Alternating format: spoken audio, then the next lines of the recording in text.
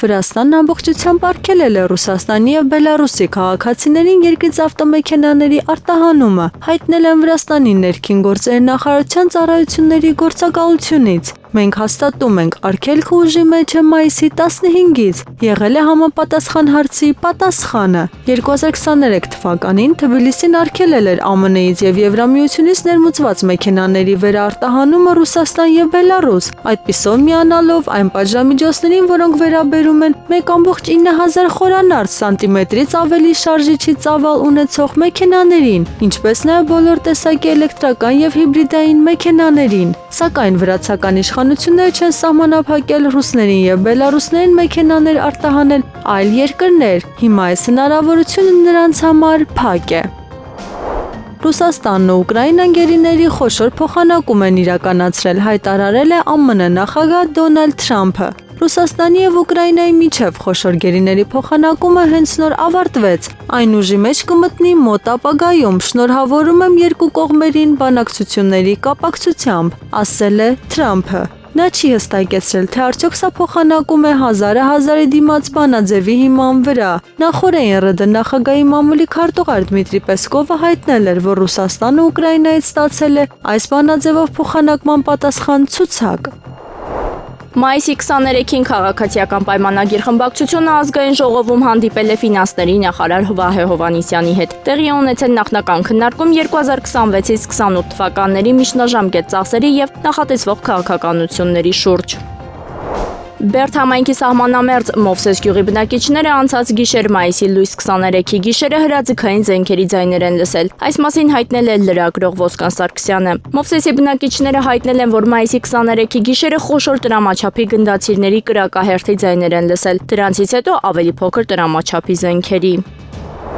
Տարադրամի փոխարժեքները մայիսի 23-ի դրությամբ։ ԱՄՆ դոլարի արքի առավելագույն արժեքն է 383 դրամ, վաճառքի նվազագույն արժեքը 386 դրամ։ Եվրոյի արքի առավելագույն արժեքն է 432 դրամ, վաճառքի նվազագույն արժեքը 439 դրամ։ Ռուսական ռուբլու արքի առավելագույն արժեքն է 477 դրամ, վաճառքի նվազագույն արժեքը 487 դրամ։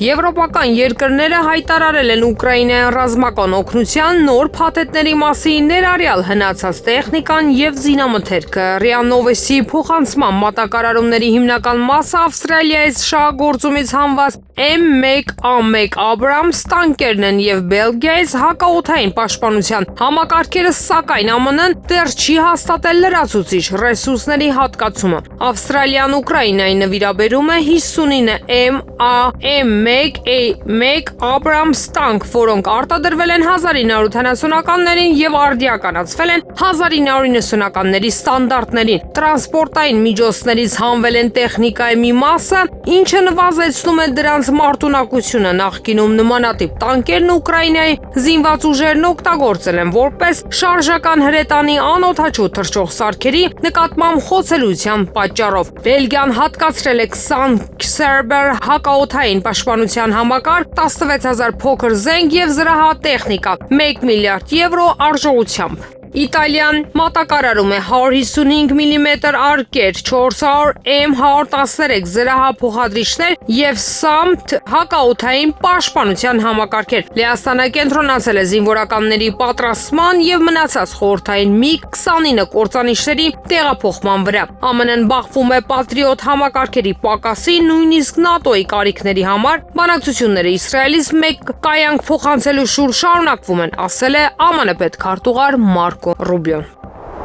Հունիսին Հյուսիսատլանտյան դաշինքը առաջին անգամ Ֆինլանդիայի տարածքից կառցակի RQ-4D Phoenix խոշոր հետախուզական անօդաչու թռչող սարքեր։ Նրանց խոսքով փորձնական արձակումները տեղի կունենան մի քանի շաբաթվա ընթացքում երկրի հարավ-արևմուտքում գտնվող Պիրկալա ավիաբազայում։ Անհրաժեշտ ենթակառուցվածքները ներկայումս կառուցվում են։ Ինչպես նշվում է, ՆԱՏՕ-ն հետաքրքրված է Ֆինլանդիայի տարածքից անօդաչու թռչող սարքեր արձակելով, քանի որ դա թույլ կտա ավելի երկար թռիչքներ հյուսիսային շրջաններում, այդ թվում նորվեգական ծովում։ Ամերիկյան Northrop Grumman ընկերության կողմից արտադրվող RQ-4D Phoenix Times հետախուզական։ Անօդաչու թռչող սարքերի թռիչքի շարավիղը 16000 կիլոմետր է։ ՆԱՏՕ-ի կայքեջի տվյալներով դրանք կարող են բարձրանալ մինչև 18 կիլոմետր բարձրության եւ առանց վայրեջքի մնալ ինքնավար թռիչքի մեջ ավելի քան 30 ժամ։ RQ-4D Phoenix-ը ներկայումս տեղակայված է իտալական Սիցիլիա կղզում, բայց 2023 թվականի աշնանից սկսած դրանք պարբերաբար կմտնեն Ֆինլանդիայի օդային տարածք։ Հեռուստարադիոընկերության աղբյուրները նշել են, որ դաշինքը քննարկում է իր հետախուզական անօդաչու թռչող սարքերի համար երկրորդ բազա ստեղծելու հնարավորությունը, չնայած շինարարության մեկնարկի եւ բազայի հնարավոր տեղակայման վերաբերյալ որոշում դեռևս չի կայացվել։ Ավելի վաղ Ֆինլանդիայի իշխանությունները Հյուսիսատլանտյան դաշինքին առաջարկել էին նման բազա տեղադրել իր տարածքում։ Ինչպես նշվեց, Պրիկալան համարվում է դրա համար ամենահարմար վայրը։ Նորվեգիան եւ Լեհաստանը նույնպես հետաքրքրություն են ցուցաբերում նախագծի նկատմամբ։ Պարագվայը, որը հարավային Ամերիկայի միակ երկիրն է, որը ճանաչում է Թայվանը, հարթակ է առաջարկում կղզու ղեկավարության հետ ԱՄՆ-ի կամ Ճապոնիայի բանակցությունների համար։ Այս մասին The Japan Times 13 տված հարցազրույցում հայտարարել է հանրապետության նախագահ Սանտիագո Պենյան։ Աշխարհում շատ տեղեր չկան, որտեղ կարող են հանդիպել Թայվանի նախագահը, եւ մեր լավ ընկերները հանդիսացող այլ երկրների առաջնորդները մենք պատրաստ ենք աջակցել Թայվանին եւ լինել նրա ամուր դաշնակիցը, նշել է լատինաամերիկյան պետության ղեկավարը։ Ես ԱՄՆ նախագահին ասացի, որ եթե նա երբևէ ցանկանա հանդիպել Թայվանի նախագահի հետ, կարող է դա անել Պարագվայում, հավելել է Պենյան։ Նա նաև նշել է, որ իր երկիրը պատրաստ է նպաստել Թայվանի եւ Ճապոնիայի միջև երկխոսությանը։ Ըստ The Japan Times-ի, Թայբեյի եւ Տոկիոյի բարձրաստիճան պաշտոնյաները մայիսին արդեն հանդիպել են Թայվանի մայրաքաղաքում գտնվող Պարագվայի դեսպանատանը։ Ուկրաինական կողմից խաղաղության համաձայնագիրը ստորագրելու օպտիմալ տարբերակը կլինի Ուկրաինայում ընտրությունների անցկացումը, հայտարարել է Ռուսաստանի արտաքին գործերի նախարար Սերգեյ Լավրովը։ Եվ այդ ժամանակ կտեսնենք, թե ով ունի լեգիտիմություն Ուկրաինայի իշխանությունների շրջանում։ Գործող սահմանադրությունը նախագահն շատ մանրամասն վերլուծել է, բայց հավանաբար լավագույն տարբերակը կլինի ընտրությունների անցկացումը, ասել են լրագրողներին հարավային Ռուսաստանի պատմական հողերը, ազգային ինքնությունը եւ ժողովուրդների ինքնորոշումը բարձր մակարդակի համաժողովի շրջանակներում։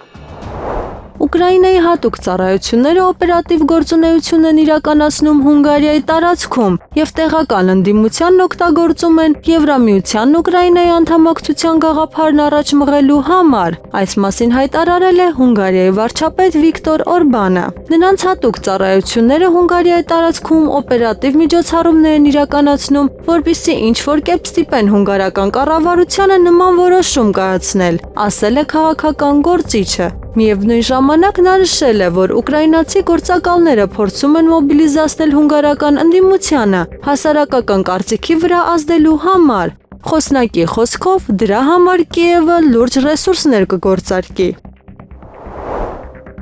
Ամերիկացի պաշտոնյաները դեմ են արտահայտվել Ուկրաինայի հակամարտության կարգավորման բանակցություններին Ռուսաստանի նախագահի օգնական Վլադիմիր Մեդինսկու մասնակցությանը։ Այս մասին հայտնում է Bloomberg-ը, հղում անելով իր աղբյուրներին։ ԱՄՆ-ն հասկացնում է ռուս գործընկերներին, որ կնախընտրեն խուսափել հանդիպմանը կոշտ գծի կողմնակիցների մասնակցությունից, ինչպիսին է Պուտինի օգնական Վլադիմիր Մեդինսկին, ով գլխավորել էր Մոսկվայի պատվիրակությունը Ստամբուլում, ասված է հաղորդագրության մեջ։ Նշվում է նաև, որ ԱՄՆ պաշտոնյաները շփման մեջ են ուկրաինական կողմի հետ հնարավոր բանակցությունները համակարգելու համար։ Գերմանիայի կանցլեր Ֆրիդրիխ Մերցը ակտիվորեն հանդես է գալիս հյուսիսային հոս գազատարների դեմ ԵՄ-ի պատժամիջոցների օգտին, որպեսզի խոչընդոտի այդ ոլորտում Ռուսաստանի եւ ԱՄՆ-ի համագործակցությանը։ Այս մասին հայտնում է Financial Times թերթը, հղում անելով իր աղբյուրներին։ Մերցն ակտիվորեն աջակցում է հյուսիսային հոսքերի նկատմամբ ԵՄ-ի առաջարկած արգելքին, փորձելով դադարեցնել գազային կապերը վերականգնելու ԱՄՆ-ի եւ Ռուսաստանի ցանկացած փորձ։ Կանցլերը ձգտում էր ճնշել գազատարների աշխատանքի հնարավոր վերսկսման առավելությունների մասին ցանկացած ներքին բանավեճ։ Պարբերականը փոխանցում է քննարկմանը ծանոթ 3 անանուն պաշտոնյաների խոսքերը։ Բացի այդ, աղբյուրներից մեկը հայտարարել է, որ այդպիսով Մերցը ցանկանում է եվրոպականացնել հյուսիսային հոսքերի ճակատագիրը, քանի որ չի ցանկանում միայնակ բախվել Մոսկվայի եւ Վաշինգտոնի հնարավոր ճնշմանը։ Ֆինլանդիան Ռուսաստանի սահմանին սկսել է զորավարժություններ 5000 զինծառայողների մասնակցությամբ, հայտնում են ռուսական ԶԼՄ-ները։ Զորավարժությունները տեղի կունենան Գյումելլա-Աքսոյում մայիսի 23-ից հունիսի 1-ը։ Դրանցում ներգրաված են ավելի քան 5000 զինվորականներ, այդ թվում Մեծ Բրիտանիայից և ԱՄՆ-ից, ինչպես նաև մոտ 700 միավոր տեխնիկա։ Ռուս պաշտոնյաները կենտրոնացած են Ստամբուլում սկսված տեխնիկական բանակցությունների անցկացման վրա, այլ ոչ թե Վատիկանում հանդիպումների, այս մասին հայտնել է Bloomberg-ը, հղում անելով իրավիճակին ծանոթ աղբյուրներին։ Նրանցից մեկի խոսքով Մոսկվան հույս ունի, որ բանակցությունները կվերսկսվեն հենց Ստամբուլում։ Bloomberg-ի աղբյուրները հայտնել են, բանակցությունների հաջորդ փուլը կարող է տեղի ունենալ արդեն հաջորդ շաբաթ, սակայն չի հստակեցվել հանդիպման հնարավոր վայրը։ Պարբերականի տեղեկություններով ռուս պաշտոնյաները չեն ծրագրում, որ Ռուսաստանի նախագահ Վլադիմիր Պուտինը կարող է բանակցությունների մեկնել Վատիկան կամ որևէ այլ տեղ։ Վատիկանում բանակցությունների խոչընդոտների թվում Bloomberg-ը նշել է Հռոմի կաթոլիկ և ռուս ուղղափառ եկեղեցիների միջև բարդ հարաբերությունները, ինչպես նաև Իտալիայի պարտավորությունը միջազգային քրեական դատարանի առջև։ Նույնիսկ եթե այս բոլոր խոչընդոտները հաղթահարվեին, բանակցությունները հեռու են համաձայնության հասնելուց, որը կպահանջի հանդիպում նախագահներ Վլադիմիր Պուտինի, Դոնալդ Թրամփի և Վոլոդիմիր Զելենսկու մասնակցությամբ ռազմական գործողությունների դադարեցման մասին համաձայնագիր ստորագրելու համար, պնդում է պարբերականը։ Եղանակը առաջիկա օրերին։ Երևան քաղաքում մայիսի 23-ի ուշ երեկոյան, 24-ին, 27-ին երեկոյան, 28-ին գիշերը եւ երեկոյան հնարավոր է կարճատև անձրև եւ ամպրոպ։ Ամպրոպի ժամանակ քամու ուժ գնացում։ Մայիսի 25-ից 26-ին սպասվում է առանց տեղումների եղանակ։ Հանրապետության տարածքում մայիսի 23-ին ուշ երեկոյան, 24-ին, 25-ին եւ 27-ին կեսօրից հետո, 28-ին գիշերը եւ կեսօրից հետո առանձին շրջաններում սպասվում է կարճատև անձրև եւ ամպրոպ։ Մայիսի 26-ին սպասվում է առանց տեղումների եղանակ։ Օդի ջերմաստիճանն էապես չի փոխվի։